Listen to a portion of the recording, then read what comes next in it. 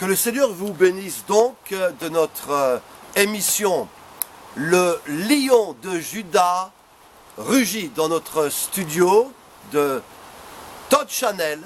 Eh bien, que le Seigneur vous bénisse grandement de la porte de Bruxelles. Soyez bénis. Et dans cette émission, nous avons l'honneur, le privilège aujourd'hui, eh bien, de recevoir donc le pasteur Petro van den Bosch, qui nous a fait eh bien, l'honneur eh bien, de venir dans cette émission. Donc avant de vous poser, cher pasteur, quelques questions, vous êtes donc d'origine hollandaise, m'a-t-on dit? Oui, tout à fait. Bien que le Seigneur le plat pays. Et vous avez donc été pasteur dans différentes églises, particulièrement aussi dans la région de Rouen. Oui, tout à fait. Et vous êtes actuellement basé dans cette belle capitale de Paris, dans la région parisienne. Oui, je suis proche de Paris, oui. Et là maintenant, donc, vous exercez donc un ministère itinérant pour bénir les églises dans le monde entier et donner vraiment les messages de la part de Dieu. Tout à fait, oui. Nous savons aussi que au niveau de la création et l'évolution, parce que c'est le sujet que nous aimerions aborder aujourd'hui, vous avez donné des séminaires, vous écrit certains articles et aussi donc des DVD. J'aimerais pouvoir, pasteur, vous poser quelques questions. Oui. La première, bon, dans ce monde où beaucoup se posent des questions, où certains pensent que l'homme, par exemple, descend du sage, où il y a beaucoup de discussions, même d'ailleurs dans les écoles sur la création et l'évolution, de Todd Channel, nous aimerions, eh bien, vous dire la vérité. Pasteur, est-ce que vraiment, on peut même mettre un doute sur, est-ce que l'homme a bien été créé par Dieu?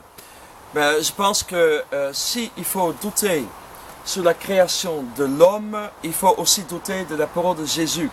Parce que Jésus dit que Dieu a créé au commencement l'homme et la femme.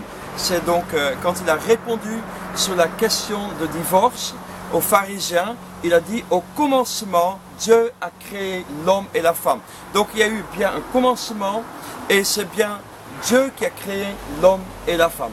Ah ben écoutez, c'est une bonne nouvelle de savoir, effectivement, donc on ne descend pas, vous qui écoutez cette émission, du singe ou de quoi que ce soit, nous sommes bien, eh bien, des créatures de Dieu, aimées de Dieu, voulues Amen. par Dieu, nous vous le déclarons, de Todd Channel, le lion de Juda rugit. Amen. Mais beaucoup de personnes ont posé cette question, donc l'homme a été créé par Dieu, mais quel âge vraiment peut-on donner à Adam? Parce que donc c'est d'Adam qu'il s'agit, Adam et Ève, dans ce jardin d'Éden.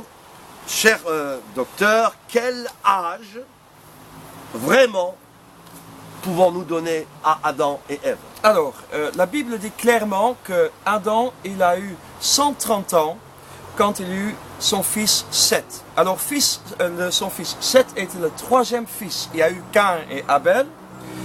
Caïn a tué Abel. Caïn ensuite est parti. Et ensuite, il y a eu Seth. Alors, on peut donc estimer que Adam a eu environ, qu'ils ont vécu peut-être une trentaine d'années après Absolument. le jardin d'Éden. Donc, probablement, ils ont vécu une centaine d'années, une petite centaine d'années dans le jardin d'Éden. Oui. Et donc, après, il a eu ses fils. Et ensuite, la Bible dit qu'il a vécu jusqu'à 930 ans. D'ailleurs, il me semble que l'âge moyen des âges qui sont donnés dans la Bible avant le déluge est 912 ans. Donc, Absolument. voilà, donc les gens avant le déluge ont vécu un très très longtemps. Voilà, et je pense que c'est parce que le monde était bien différent. D'accord, mais donc, de nouveau cette question, quel âge les gens aujourd'hui? Alors après c'est très simple, on prend un peu les généalogies, on calcule et on arrive à peu près 6000 ans. Donc, en prenant donc, chers téléspectateurs, vous qui écoutez cette émission, c'est très clair.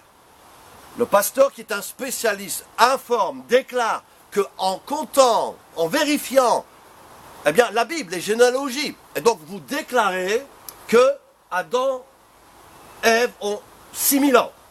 Oui, donc l'homme, hein, l'homme sur la terre, ça fait 6000 ans que nous sommes ici. Voilà, chers téléspectateurs, là aussi une question claire où nous vous répondons, vous qui écoutez cette émission. Vous ne venez pas de nulle part. C'est Dieu qui vous a créé. Amen. Il y a des preuves. La parole de Dieu est la vérité.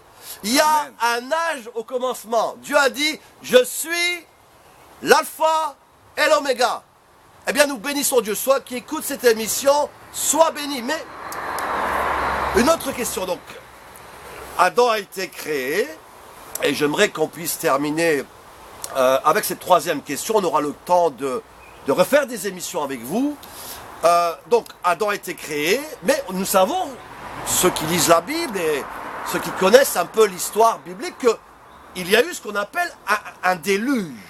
Oui. On parle donc de Noé, que Dieu a demandé à Noé, parce que le monde terminait très mal, des choses graves se passaient. Dieu a demandé à Noé de construire une arche parce qu'il allait détruire ce qui se passait. D'abord, est-ce exact ce déluge? Tout à fait. Ben, moi je pense qu'effectivement c'est exact. Mathusalem qui a eu 969 ans, il est juste mort avant le déluge. Et on peut dire que le déluge n'était pas régional. On voit les preuves du déluge dans le monde entier. Si c'était régional, Dieu aurait dit à Noé, ben, prends tes valises et va dans une autre région. Oui, pourquoi construire une arche pendant une centaine d'années, hein, pour ensuite, juste être dans un coin. Et pourquoi mettre tous ces animaux dans le bateau? Voilà. Donc non, le déluge a eu véritablement lieu. Et malheureusement, par exemple, Darwin, il a trouvé les coquillages dans les Andes. Au lieu qu'il a eu l'idée de se dire, voilà, des preuves du déluge, il se dit, non, ces coquillages ont des millions d'années, ça date des mers préhistoriques. Or, tous les coquillages qu'on trouve aujourd'hui même dans l'Himalaya, elles sont fermées.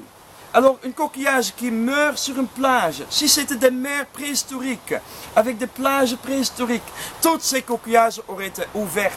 Mais tous les coquillages qu'on trouve sont fermés. Et nous, moi-même, je les ai trouvés encore ici en France, à côté de Millau, elles sont bien fermées. Donc, vous affirmez là devant les téléspectateurs qui nous regardent dans le monde entier que le déluge a bien eu lieu. Oui. Non seulement cela, mais en plus ça a été un déluge total. Et que seulement, donc, Noé, sa famille ont survécu à ce déluge. C'est bien ce que vous dites et vous affirmez. Il y a, il me semble, 250 légendes dans le monde de déluge. Parmi les Chinois, en Amérique latine.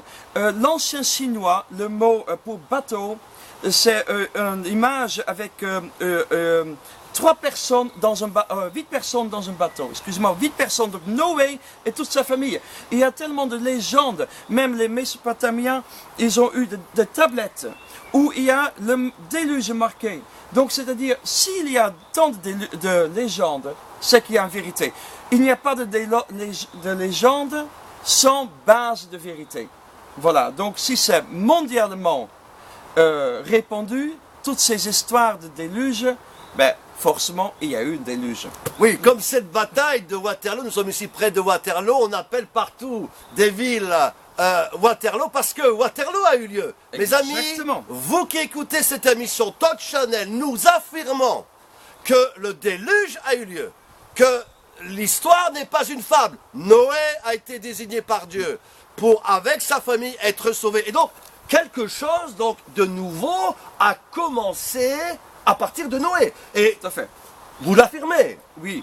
Et donc nous qui sommes aujourd'hui sur cette terre, nous pouvons donc constater et développer et réaliser que nous venons donc absolument, nous sommes des descendants de la famille de Noé. Tout à fait.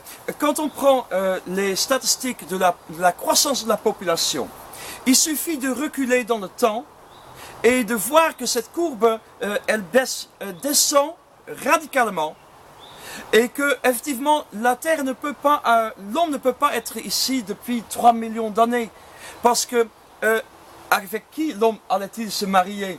Vous voyez donc, il y a eu véritablement un départ à partir de Noé, et de là, la population s'est multipliée rapidement. Voilà, donc toutes les preuves sont là. Donc nous pouvons déclarer que les 5 continents aujourd'hui dans ce monde, les populations dans ce monde viennent tous de la famille de Noé et des 3 fils de Noé.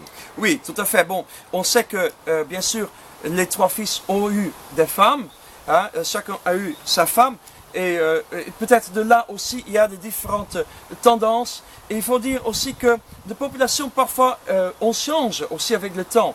Hein. Il y a des populations, on devient de plus en plus grand, par exemple, voilà, dans certains pays. Hein, voilà, on a aussi de mélanges, etc. Donc, mais je pense que à la base, tous les gènes étaient là. Nous devons dire aussi que nous sommes des copies de ADN, de copie. Donc, il se peut bien qu'il y ait des pertes d'informations. Quand on fait des copies, une copie de quelque chose, donc il y a une perte. Mais il se peut très bien que les premiers hommes, et Adam et Ève, mais aussi Noé, a eu tous les gènes et la capacité de produire des enfants avec toutes sortes de couleurs de yeux, ou voilà, il y a de variations possibles. Donc, cher docteur, si je vous ai bien compris, vous expliquez là donc certains changements qui ont pu avoir lieu, mais bien évidemment, nous ne parlons pas que l'homme a évolué dans le sens de Darwin, qui a enseigné malheureusement cette doctrine qui, oui, encore aujourd'hui dans les écoles est enseignée, qui est une fausse doctrine, parce que l'homme a été créé par Dieu. Tout à fait. Alors, il faut savoir qu'il y a 6 types d'évolution d'hommes, hein, de l'évolution. Il y a l'évolution des origines, hein, le temps, l'espace, la matière, d'où est-ce que ça vient, stellaire. Il y a l'évolution chimique, il y a l'évolution, la macroévolution et la microévolution. Et la seule évolution qui a été observée, c'est la microévolution, c'est-à-dire des variations à l'intérieur des espèces. On peut créer un grand chien, un petit chien, on peut créer de nouvelles races de chiens, oui, mais c'est toujours un chien, même si le chien est plus petit qu'un chat. Mais le chien ne va jamais devenir un chat. Vous voyez, donc on peut avoir des hybrides, on peut faire des ligres. On prend un lion avec un tigre. Absolument. Mais il y a des limites.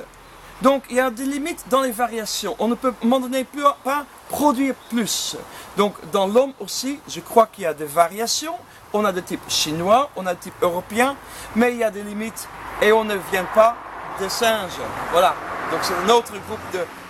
Et voilà, nous sommes créés à son image et pas selon notre espèce. Donc voilà, nous sommes créés à l'image de Dieu, amen, voulus par Dieu, aimés de Dieu. Vous qui écoutez cette émission de Todd Chanel, le lion de Judas rugit, nous vous affirmons que Dieu vous aime, amen, que vous avez été voulus de Dieu, créés par Dieu, créés à son image. Mais voilà, la Bible déclare que le péché est arrivé. Et à cause de cela, eh bien, nous sommes partis de la protection de Dieu. Nous sommes sortis du jardin d'Éden. La Bible est très claire. La conséquence du péché est la mort. Mais parce que Dieu nous aime, la Bible déclare qu'il a envoyé son Fils unique afin que quiconque croit en lui ne périsse point, mais qu'il ait la vie éternelle. Si tu n'as pas encore accepté Jésus, accepte-le comme ton sauveur personnel, parce qu'il est le seul créateur. Nous venons de Dieu, c'est lui qui t'a créé, c'est lui qui t'a voulu, quel que soit ce qui a pu arriver dans ta vie. Le docteur et pasteur nous l'a clairement dit. Nous sommes une création de Dieu. Nous ne sommes pas venus par un accident, nous ne descendons pas du sage, nous ne faisons pas partie de ce que Darwin a appelé cette évolution mystérieuse. D'ailleurs, sachez-le, Darwin a fini avec un esprit de folie, parce que cet homme n'enseignait pas la vérité. Docteur. Tout à fait. Il n'enseignait pas la vérité. Est-ce que vous avez un mot à donner sur Darwin? Alors oui, Darwin, vous savez, il est venu d'une maison chrétienne, et puis, je veux dire, quelqu'un qui a eu une tant de connaissance de la Bible, pourquoi chercher plus loin que ce qui est écrit tandis qu'on a les preuves? Je veux dire, il faut avoir une énorme foi pour pouvoir croire en l'évolution de l'homme. Et Darwin, il a bien dérapé parce qu'à un moment donné, il a fait des tests sur sa propre famille. Il allait observer comment sa femme allait se comporter. S'il n'y avait pas des origines de singes en elle ou dans ses enfants. Et on voit donc, on voit vraiment, il y a une valeur qui baisse. Il y a la morale n'est plus là. Et l'évolution de l'homme n'a vraiment une morale, des valeurs très basses de l'homme. Il n'y a pas d'espoir. Finalement, vous êtes ici que par hasard. Et finalement, vous faites peut-être même partie du problème du monde, parce qu'il y a trop de vous. Vous voyez que tandis que la Bible dit que Dieu nous aime, que vous êtes créés, vous êtes la perle que Dieu a cherchée. Voilà. Nous aimerions vous dire, donc nous arrivons à la fin de cette émission, donc ne faites pas comme Darwin. Ne faites pas comme il a déclaré, n'écoutez pas ces choses qui ne sont pas la vérité. Le docteur, la Bible, déclare que nous sommes aimés de Dieu, que Dieu t'aime, qu'il t'a créé. Donne ta vie à lui. Viens à lui, là où vous êtes partout dans le monde, dans les 5 continents. Accepte Jésus comme sauveur personnel. S'il y a du doute, que Dieu te parle maintenant, accepte-le. J'aimerais profiter de cela pour vous présenter donc ce DVD, La création ou l'évolution, donc présenté par le docteur. Vous pourrez donc demander cela à notre studio et des informations. Dieu est vivant, il ne change pas, il est le même aujourd'hui, hier et éternellement. Amen. De la porte de Bruxelles, de studio Todd Chanel, de cette émission, le lion de Juda rugit, il rugit encore, il déclare avec le docteur que Dieu est le créateur, que Dieu est le seul Dieu dans ce monde. Amen. Il t'aime, crois à lui. Veuillez aller sur notre site toddchanel.org, toddchanel.net, vous aurez tous les renseignements. Que le Seigneur vous bénisse grandement. Seigneur, au nom de Jésus, nous allons prier ensemble, que le Seigneur vous touche là où vous êtes. S'il y a des malades, qu'ils soient guéris. S'il y a des personnes qui ne te connaissent pas, qu'ils puissent accepter Jésus dans leur vie. Seigneur, tu touches les écoles, tu touches les professeurs, qu'ils comprennent que tu es le seul créateur, le seul sauveur, et que toi tu es celui qui a créé l'homme et la femme à ton image. Que Dieu vous bénisse. Docteur, merci et merci à vous. À la prochaine. Que Dieu vous bénisse. À bientôt. Amen. Amen. Amen.